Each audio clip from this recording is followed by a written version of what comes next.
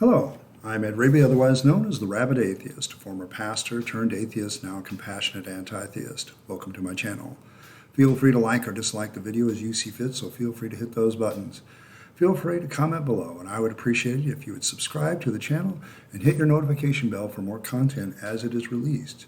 You're also free to share my videos as much as you like. The purpose of this channel is educational in regards to atheist, deconversion, issues, and any other issues that go along with it, from politics to philosophy to Bible and theology. I also want to give a shout out to the Rabyd Nation. For those of you that are my Patreons and those that just have subscribed to the channel, thank you very much. Welcome, and you're well appreciated. This is kind of my new format. I've been struggling to figure out what to do with my channel because I don't have as much time necessarily to do like 2 or 3 videos a week anymore. And so rather than do that, I decided to switch to more of a show format where I basically am going to sit here and record something for however long it lasts, and then I'm going to post it on Sunday afternoon. I'm going to call it the Rabyd Atheist Sunday Show, and this is Season 1, Episode 1. My issue basically has been with the format. I'm struggling just to keep my head above water as far as time is concerned a lot of days, because part of who I am is I have realized in order to de-stress, I have to have de-stress time. And de-stress time does not involve getting in front of a camera and doing YouTube video, because there's a little stress involved for those for me. So I've been working on ways to de-stress my life and balance my new career as an educator, and kind of making the transition to this a little bit easier for me. So with all that said, I think the best format for me is to do a Sunday show every Sunday, once a week video. I have a little bit more time on the weekend to get something like this in. I can sit down in front of the camera, in front of the video camera, and just do a show and cover a bunch of topics in an hour time. So we're kind of, I know a lot of people are watching Sunday school and they're watching other things that I did, and I appreciate that, but I've had to really rethink this channel in terms of what I am now. I've had a lot of changes in my life. There's a lot of personal things in this video, and I'm going to leave those to the end though. And it's because, if you want the juicy tidbits, I guess you have to wait till the end of the video. But there's a lot of personal things that have kind of gone into the changes in this channel. And the biggest one, of course, is being a career change and moving from Michigan to Texas. It's just been real challenging to do the things as the way I used to do them. So I've kind of gone with this format. I'm going to talk. And it's going to be kind of like a talk radio where you can see the host. And I'm going to cover issues. I'm going to do some Sunday school stuff, the Bible stuff. I'm going to talk about deconversion. I'm going to talk about any issues in the atheist community I see that I think are significant. There's a few issues that some of my Patreon people have asked me to address that I've been putting on hold. I'm going to address some of those today.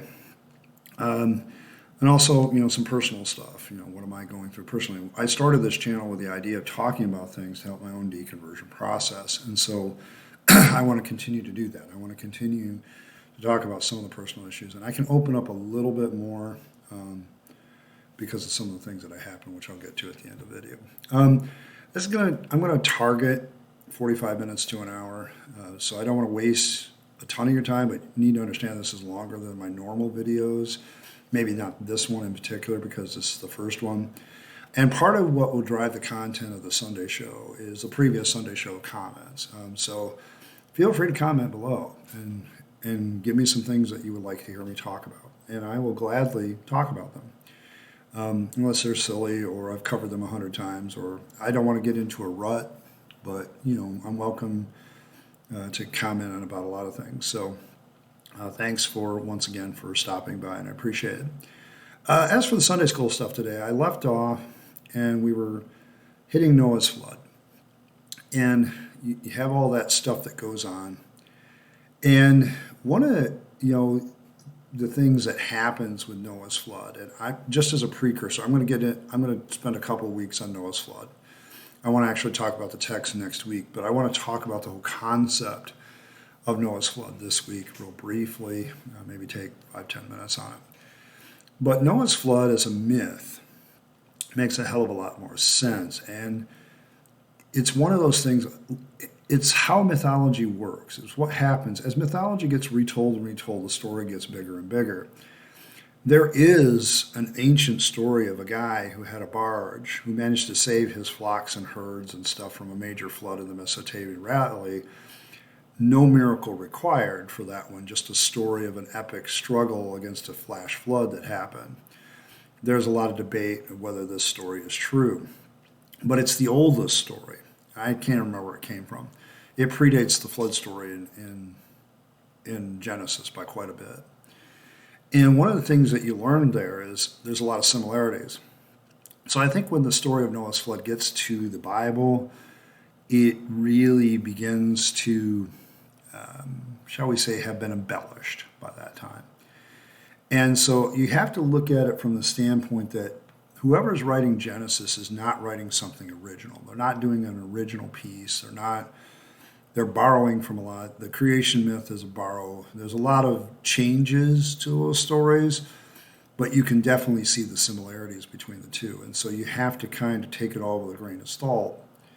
But one of the things that really affected my deconversion with Noah's flood, and I'm going to talk more about the details of the story next week, but this week I just wanted to introduce it because Noah's flood is a big issue. It's also part of the topics of the atheist community I have this week. So, and that's because what you see with the Noah's flood story is kind of this last bastion of how much reality are we going to accept and how much fantasy are we going to accept when it comes to faith. And the Noah's flood story is pure grade A fantasy. There's just no way it could happen. If you're looking for a scientific reason why Noah's flood just could not have happened, I think Aaron Rod does a great series on this of all these things that disprove Noah's flood as not being real.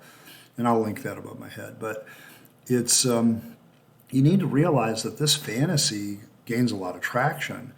And it wouldn't be such a big deal except a lot of people, particularly fundamentalist Christians, creationist Christians, take this story so seriously and they make it part of something they have to defend. And they defend it to the point where you have like the Ark Encounter with Ken Ham in Kentucky, and it's just like, dude, you're ridiculous. You built this bloody ark, and it's not even an ark, it's a building.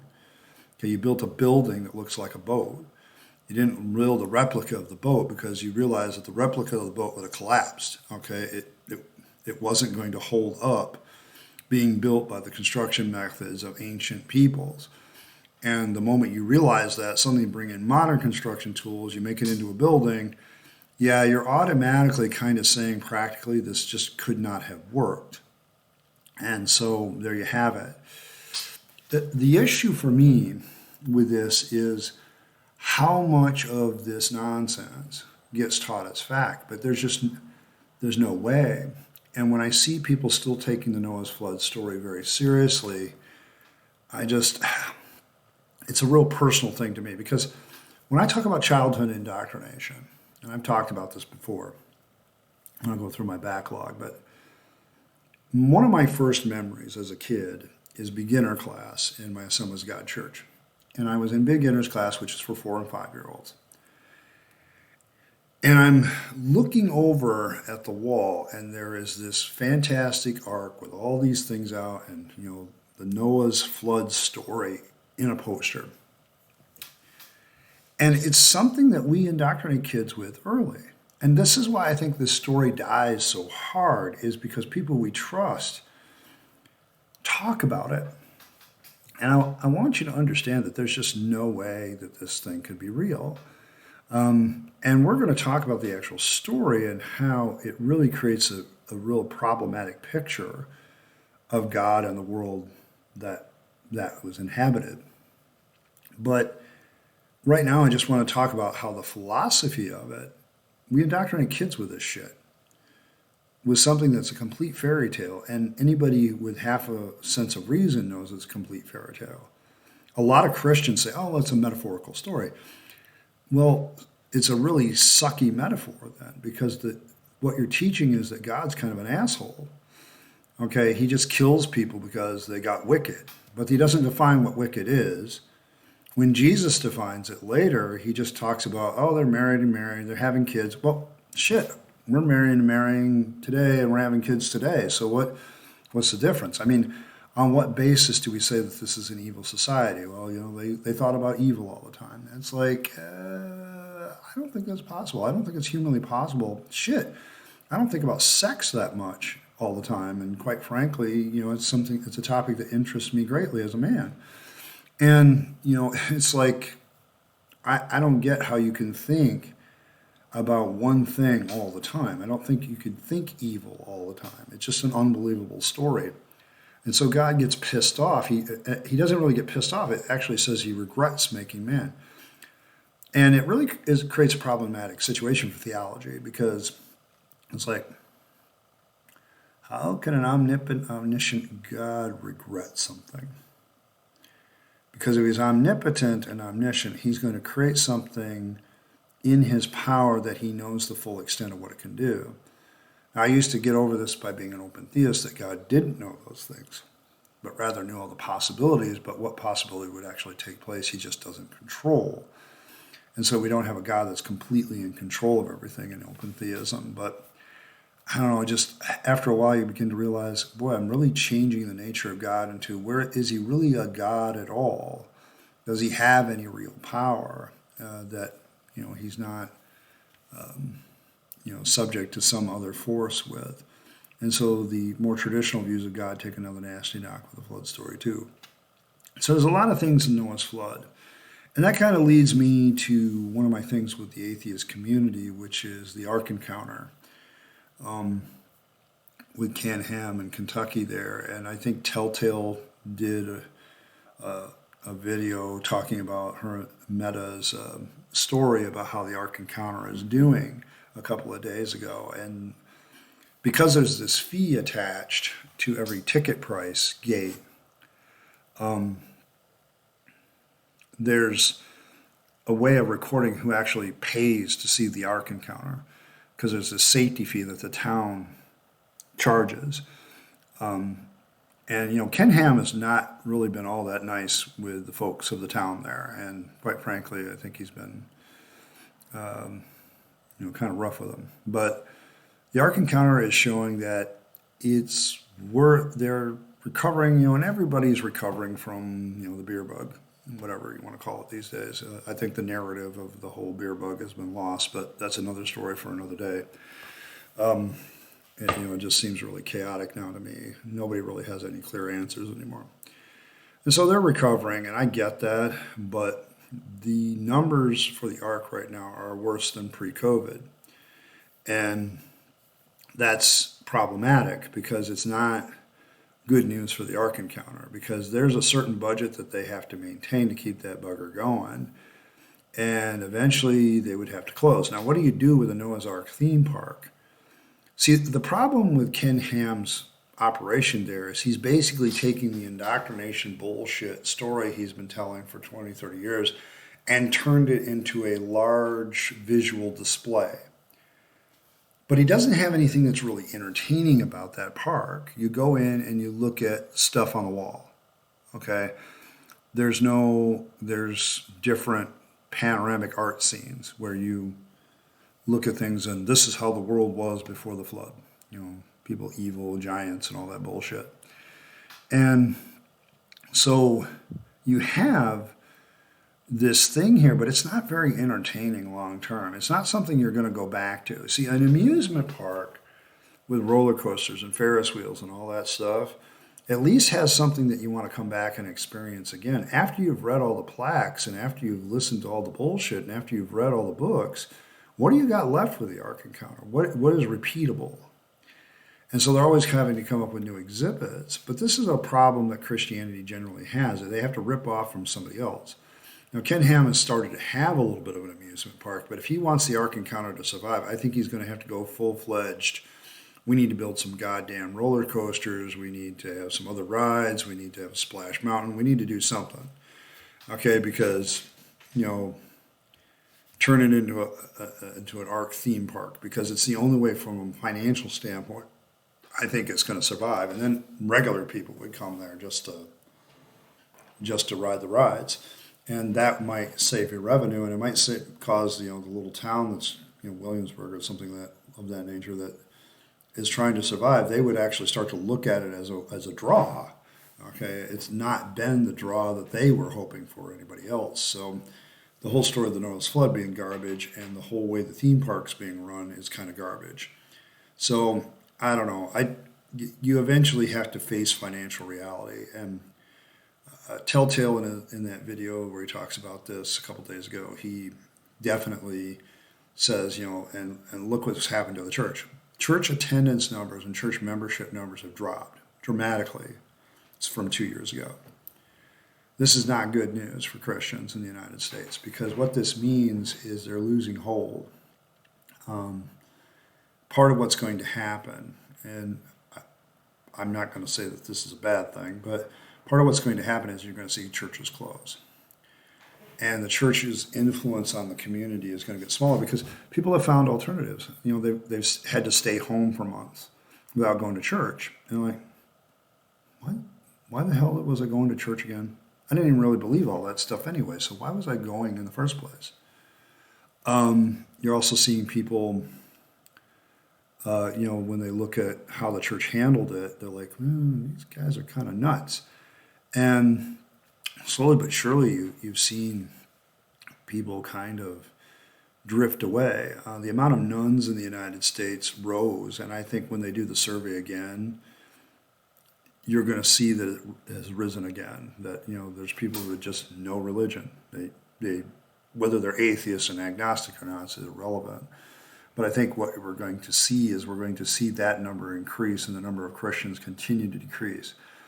The biggest issue right now is the baby boomers. As they die off, to be blunt, you're going to see Christianity go tank, because there are a number of Gen Xers involved in church, but not near as much as the boomers.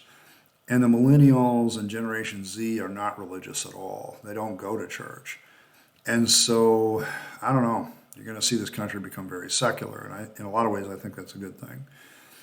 There's been some argument as whether religion provides any benefit to a society. And anybody who's watched this channel with any length of time know that I don't think that that's the case at all. I think it's a lot of shit. I think it causes more harm than good. I mean, living in a delusional state is not good for people, and religion causes that to be reinforced. So I'm not really worried about that. So that kind of goes along with that. I want to talk about deconversion a little bit, because I really wanted to talk about this a few weeks ago, because I was involved in a meeting with Houston Atheists, and I really feel bad because I haven't been to anything since. I love the people, and I was like, man, the only problem is every time they have an event, it's like a 20, 30-minute drive, and I'm like, I don't know if I want to do that. So, and that's kind of, honestly, from a guy who knows a little bit about city planning from my time as a political scientist major, I don't really like Houston from a design standpoint. It's way too spread out, more than it needs to be. And you have to have a car to function here. And that's bad city planning, because there should be areas of your city where you don't have to have a car to function, where you can have a job, an apartment, and be able to shop for the stuff you need within walking distance, because some people need that. But Houston just doesn't have that. They've totally abandoned that for the square grid or the spread out urban sprawl. The only reason I know I've gone from one neighborhood to another is that there's another Popeye's Chicken or some other franchise is there. So that's how I know I've moved into a different neighborhood or a different town, is that, oh, there's another one, of whatever restaurant it is. So, that's kind of the way it works. But I was at a Houston Atheist event, and I ran into another guy who also had been a former minister. He hadn't been out as long as I have. I'm like, I've been out 6 years. He'd been about half that. And, he's been through a divorce, and he had been through a bunch of stuff. And we had a good hour-long conversation about guilt and deconversion. And, because he was talking about, because he had just gotten a tattoo, and he said he remembered when he got his first tattoo how guilty he felt about that. And he says, I knew intellectually that it doesn't matter. I'm an atheist. It doesn't fucking matter. Tattooed doesn't matter. But emotionally, because of what we were told all our lives, you get a tattoo, you're a pagan, you're an asshole. You know, fundamentalist Christians have a hard time with tattooed people. You know, because the Bible says don't get any tattoos. And, you know, and it's like, so he was having this guilt trip, and he says, you know, every time I do something new, he says, I'm not overtly trying to go out and quote unquote sin. He says, and I said, well, yeah, because sin doesn't really exist. It's a made up concept. He says, yeah, I agree. And he goes, every time I go out and quote unquote sin, I feel this. He says, and he asked me, you know, you've been doing this longer. How do you ever get over that? And my response is slowly but surely, slowly but surely. Every time I do something new that my religion or denomination of the past or my own religious philosophy would have frowned upon in the past, yeah, there's guilt because that's trained into you from the time you're a kid. You don't do that. Nice girls and nice boys don't do that. Good Christian boys and girls don't do that. And you're taught that all the way through Sunday school. So, you know, he asked me, you know, have I ever had moments? I said, I still do. Okay, I want to get some tattoos. I haven't done it yet, but I'm sure as shooting, once I get the first one, I'm going to feel guilty about that. I'm going to feel like, well, that was kind of dumb. But why, you know, it's the training, it's the indoctrination. Every time I encounter something new, like I remember some of the first videos I talked about on this channel, I talked about LGBTQ and how my attitude had changed from one of being antagonistic to support. But it took me 6 months to a year to really get to that point of saying, you know, I just need to be actively supportive until I get over the guilt about it. And every time you do something new, and I told him, I said, you know, I've only been with one woman all my life. We're just recently divorced, which I'll talk about in my personal section here in a little bit. I said, I am fairly certain that the first time I have an encounter with another woman where I have sex with her, I'm going to feel guilty about that. But I'm also going to realize that it's bullshit. And that's, you know, kind of the whole issue right now. Because for me, I am struggling with guilt in stuff that I haven't done before. I really feel like, you know, like, for instance, I've moved all the way from Michigan to Texas, and I've left all my family behind. And I feel really guilty about that. I feel like I'm abandoning my family. You don't abandon your family. But I'm not really abandoning them. I'm still here for them. And so that's kind of, you know, getting used to the idea of, no, I'm not abandoning my family. I'm not abandoning my marriage. You know, it was just tired, old, and needed to go away, which I'll talk about in a little bit. But this guilt that's still there. If you're deconverted, I want to let you know it's still going to pop up from time to time, but understand that the more times you do whatever it is that's making you feel guilty, the more you'll get over it. It's a process. It takes some time to get over the process of being guilty about stuff that your religion used to tell you was bad. And, you know, I just don't have that attitude about things that used to be sinful anymore. And I don't judge people like that anymore. And I think that's the biggest change. Do I still every once in a while have those prejudices come up? Yeah, sure. And then I noticed something the other day. I felt guilty about having the prejudice, not about doing what I was doing. I'm like, why the fuck am I prejudiced about this? Oh, yeah, because my religion used to tell me that I should hate these people or this activity should be looked down upon or whatever. And I think that's the big change is now I'm feeling guilty about having religious attitudes towards things instead of feeling guilty about having secular attitudes. I'm beginning the shift of feeling guilty about having certain religious attitudes.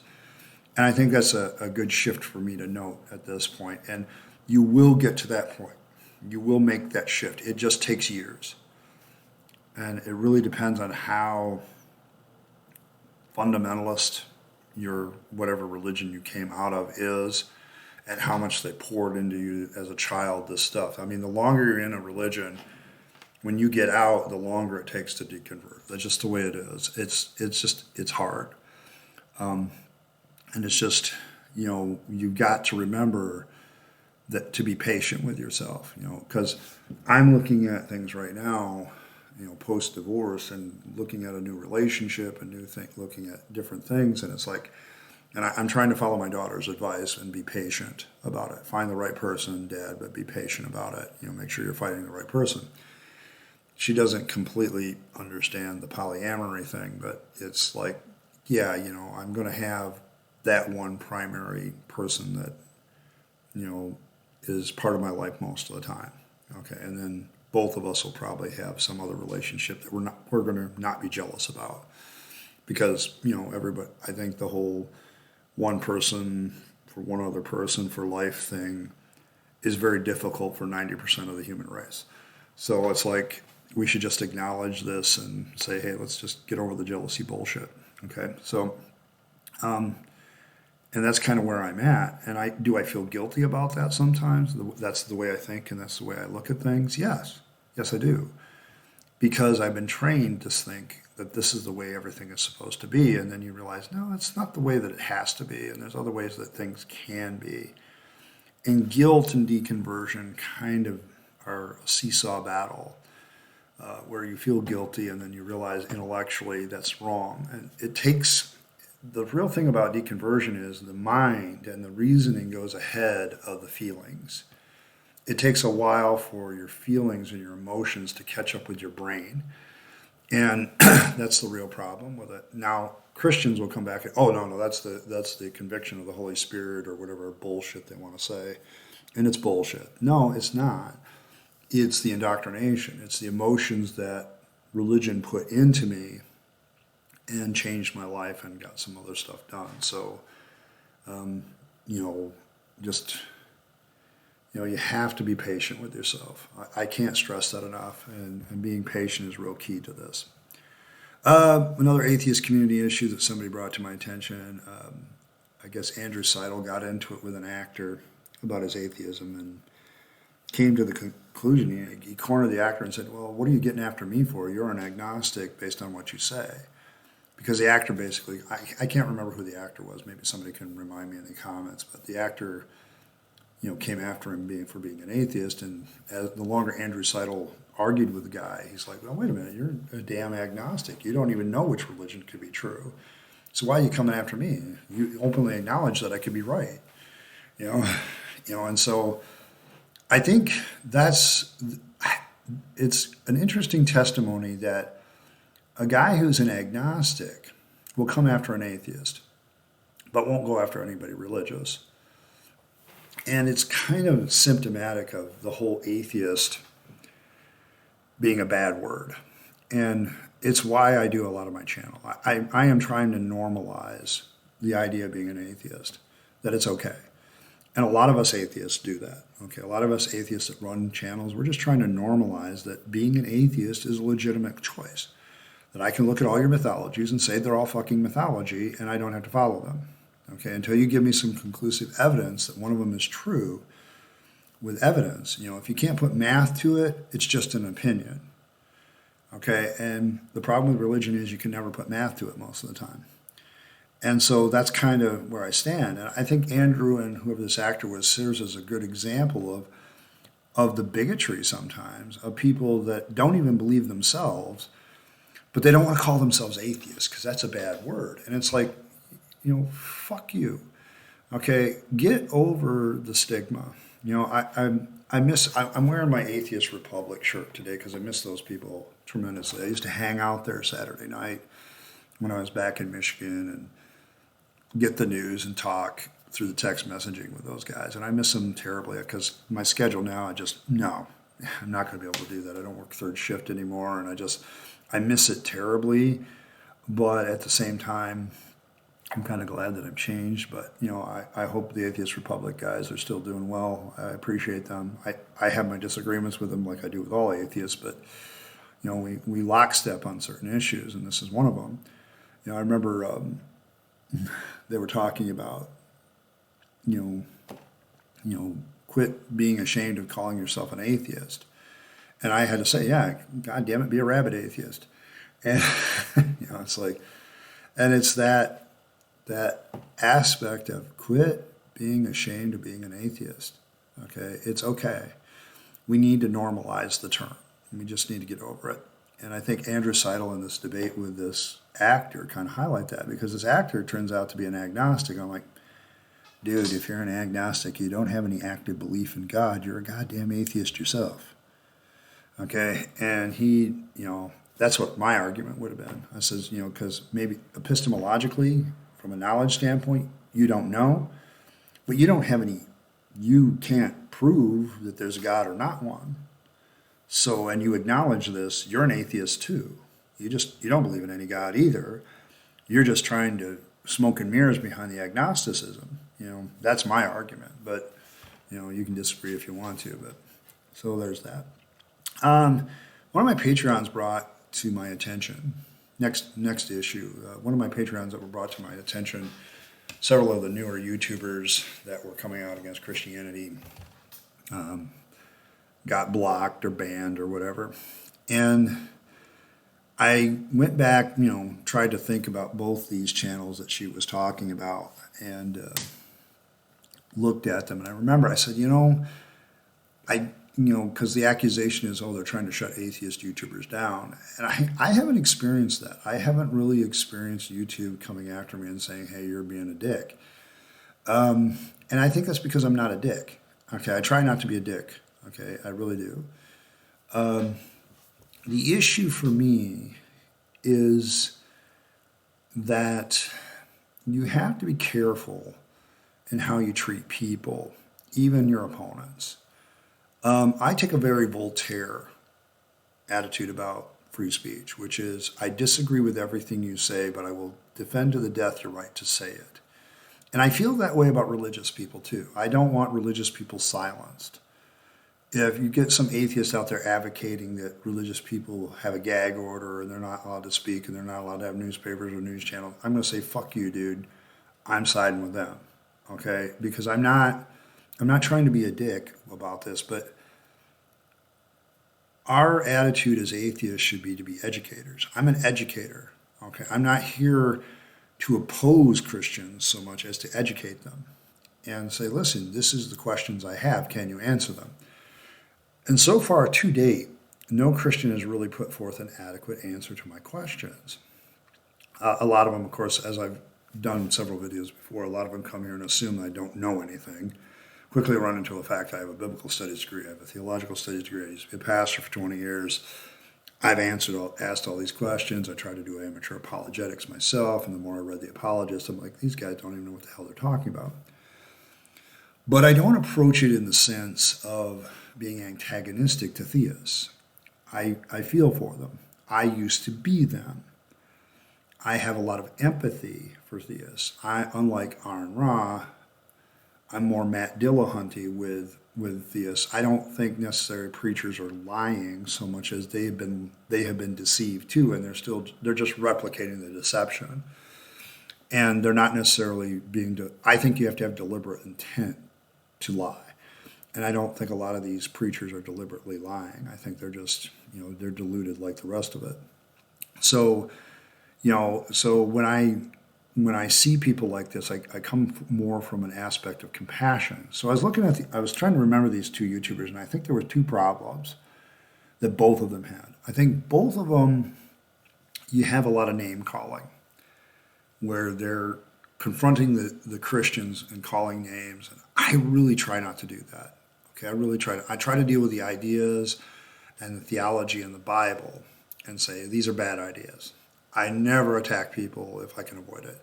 I've had a couple close moments where somebody came at me pretty hard, and I'm like, dude, I don't come at you, shut the hell up and sit down.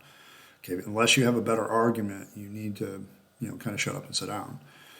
And I don't think that I really work hard to follow my own rule, which is no ad hominem attack, no trolling. I don't troll other people. Okay, I don't do that. I try to answer the comments as succinctly as possible and as honestly as possible. So I'm not trying to get in people's face necessarily, but I am an atheist presence, and I do have the moniker the Rabyd Atheist, but it's more of a play on my last name, my real last name, than anything else. It's not necessarily a reflection of my attitude. It's more of I'm having fun with my name, and I'm not like foaming at the mouth trying to tell all theists to go to hell or whatever, that you're all idiots or anything like that. I don't think Christians or theists are idiots. I think I've met plenty of very smart people that believe in God. Okay, so that's not the issue. I also saw with one of them a use of a lot of other people's videos, and I'm thinking that maybe that particular person ran into a copyright issue. This is why I do a lot of my own material. It's me talking into a microphone where you can see my face. Okay, that's what I do here. Occasionally I'll bring in, different pictures to kind of illustrate things, but it's usually free stuff from the internet or something I made myself. Okay, so there is that aspect to being a YouTuber where you have to watch yourself for copyright strikes, and you have to watch yourself from being a bombastic asshole. Okay, you can't sit there and look at Christians and say, quit lying or quit being liars. I don't call Christians liars. I call them deceived. I think you're a victim, okay, of indoctrination and deception.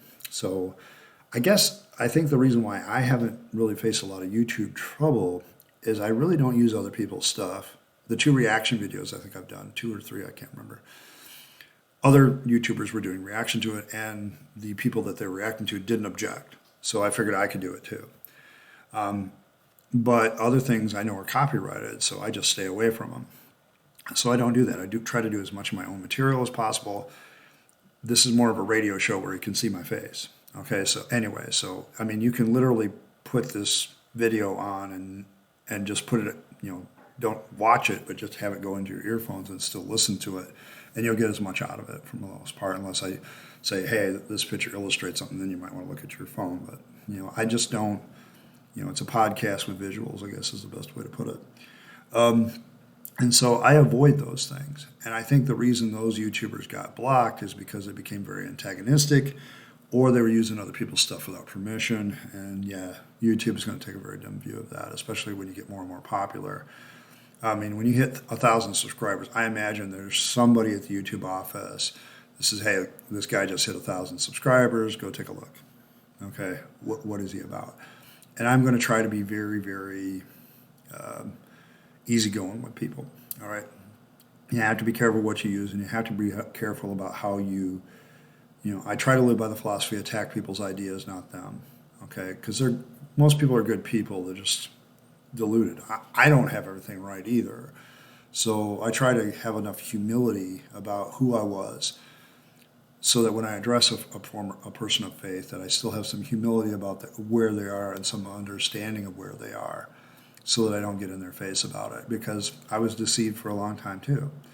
And I'm probably still deceived by a couple of things. All right, I want to get into some personal issues because a lot of my longtime fans need to know what's been going on. I've been away for a while. Basically, most of my life for the last few months has been taken up with a move to Texas and getting used to my new job as a teacher. And it's taken up a lot of my time, and I finally noticed about halfway through October I started to have free time again. And it was a wonderful, joyous occasion. And my first thought wasn't, hey, I need to get back on YouTube. My first thought was, I really need to find a way to relax. I need to find a way to get my life back in order. And I took a couple of weeks, the end of October, to kind of do that. And that's kind of where I've been. I did a couple of videos, but, it's like, dude, it's just so difficult. And I'm also dealing with a lot of emotions. I am divorced now. Things between me and my wife didn't work out. It was we kind of separated in late July and haven't been together since. So, and the legalities were finalized. So we're kind of, I'm alone. I'm single. I'm a bachelor again. I'm in my own apartment. And so I have to do everything myself. I don't have a partner anymore to kind of share the burden of life with. So it's kind of like, yeah, that can get really depressing at times, and it can be very mentally challenging. I moved to Texas. That had the consequence of losing my therapist because she's only licensed for Michigan. I've been trying to find something down here, but the real difficulty of finding a secular therapist in Texas, a Bible Belt, state, is that so much of the counseling down here is Christian based, and it's like, no, I'm not going to do that. I'm not going to do that to myself. So I've been kind of moving forward without a therapist. I've been trying to get some of the other things back in my life going, and it's been depressing at times, and it's been challenging. I'm very lonely at times because I do miss having somebody with me. It's just when people ask me why the divorce, it's like we have issues. I want to resolve them, you want to resolve them, but neither one of us wants to take the steps necessary to resolve them. And when I'm in the room with somebody that supposedly I love and I still feel lonely and feel like I'm missing something a lot, that's a problem. And we kept trying to talk about our issues. I really wanted to move and start a new life. She really wanted to stay where she was and be with her family, and we just were not reconciling that issue, and a lot of other issues were just not getting reconciled. And I just I'm done. If I'm going to have a partner in life as an atheist, and she would probably say that our faith difference didn't have anything to do with it. I would say indirectly it did. Because I'm an atheist and I believe this is the only go-around I get, I want this life to be a good one. And I realize a couple of things. One, I'm going to have to work for that. And two, I'm going to need somebody that's in my corner 90% of the time to achieve it. I can't have somebody that's always, I don't want to do that. And so, at a certain point you realize that certain partnerships need to be dissolved and you need to go your separate ways because it's just not working anymore. And I think that's just what happened to us. Somebody asked me, are you still looking for love? Oh, absolutely. People ask me what I'm looking for. I'm trying to follow my daughter's advice because I think she's right. My daughter's often more smart than me many times, and you can tell her I said that if you watch this video. But I want whoever I end up primarily with, my partner, whoever they may be in the future, I want that person for us to have very similar goals and ideals, because I've experienced the other side of not having similar goals and ideals, and that's very difficult. There's a lot of things that you can work on. So yes, I'm still looking for love. I want the Heinlein, the Robert Heinlein definition of love, that love is when your happiness depends on the happiness of another, and I want them to feel the same way about me, that they want to make me happy so they're happy, and I want to make them happy so that I'm happy. To me, that's a good secular definition of love, okay? And, my orientation being heterosexual male and being polyamorous, the polyamorous usually is what causes some women to kind of raise their eyebrow. And it's like, yeah, I get it. You're kind of automatically going to know that right out the gate, this is kind of an open relationship, okay? You're not exclusive. You may be the primary person in my life, but there might be somebody else, and I expect that we're not going to play the adultery game, because I don't believe adultery is necessarily, there's no such thing as adultery because it's made up. And just, there's this jealousy thing that needs to go away. I'm just not jealous. And there's other people that I will always love. People ask me about my ex-wife, and I'm like, I will always love her in some capacity. I don't have the capacity to stop loving any woman that I started loving. And so this is kind of the juicy bits, I guess. And so, the only real obstacle to us, hugging, kissing, cuddling, and all the rest of it is her. Okay, I don't have that part of the wall because it's just not me. Okay, I would, if she's going through a rough time and needed somebody to cuddle with, I'd do it. But the truth is, there's also 2 other women I would do that with, and that's just not good. If I fall in love with another woman, now there's a 4th. And, the other ones are kind of lesser, don't get me wrong, but, there's and there's different levels of that. I just acknowledge that that's a very human thing. That's a very normal and very human thing. I don't think human beings are naturally monogamous. I just don't think they are. I don't think, evolutionarily speaking, that has been an advantage, quite frankly. It's much more of an advantage to have different genetical combinations for the survival of the species. And I think, cheating is really more of a reflection of evolutionary desire. So, and what works. So there's my 2 cents on that. You can agree or disagree. So yeah, I'm in Houston. I don't know of anybody that might have similar views to me. So yeah, you get on social dating sites and things like that to kind of see what's out there. So that's kind of where I'm at. So I am looking for love in multiple places, maybe, probably. I've also focused on my health a little bit more. I'm finally getting back into the weight room, but I spent the last couple of months saying, hey, Ed, you got to really watch your damn diet. You don't necessarily have time to go to the weight room, so you got to watch the diet. So that's what I've been doing there, watching the diet. But now, this last week, I've been back in the gym. I feel much better. Trying to get, I've lost weight. A lot of people said, hey, man, you look like you've lost weight. Yes, I have. When I left Michigan, I was like 305. I'm 284 now. And if I lose another 13, 14 pounds, I'll be as low as I was pre-COVID. So and pre-COVID is where I want to be, because I really felt good that February and March until the whole bullshit started. And, and that's what I want to get back to. The other thing I've been trying to get back to is getting back to be a writer. I haven't reopened my blog, The Gray Wayfarer, but I have started doing a novel for National Novel Writing Month as a way to kind of get into the discipline of doing a couple thousand words of writing every day. And I've been reading books, enjoying that. One of the books I just got back recently, like a couple days ago, was Mrs. Frisbee and the Rats of Nim. And people go, that's a children's book. Yep. I read that book the first time in 5th grade. I had a great teacher, Mrs. Wilson, who had started the book at the end of the school year, and we got like halfway through it, and then the school year was going to come.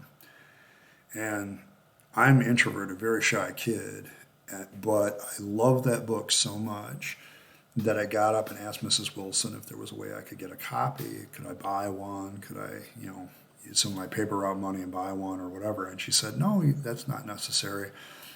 We throw away like 10 copies and buy 10 new copies every year to get rid of the old ones that are falling apart. So just come over to my house tomorrow and, see that. So I was reminded of that when I picked this up. So I have a copy of that again, and I just finished reading it. And it's as wonderful a story as it was back then.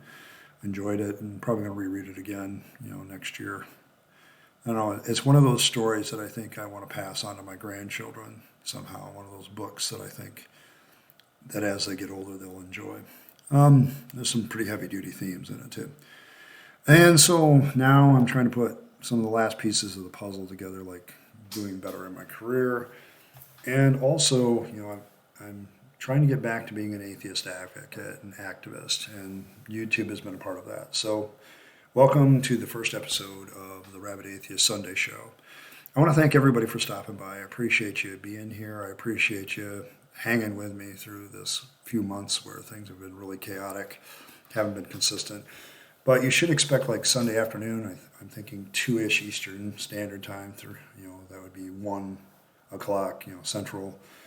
You'll see my videos drop. I don't know what that is across the pond for some of my English fans, but,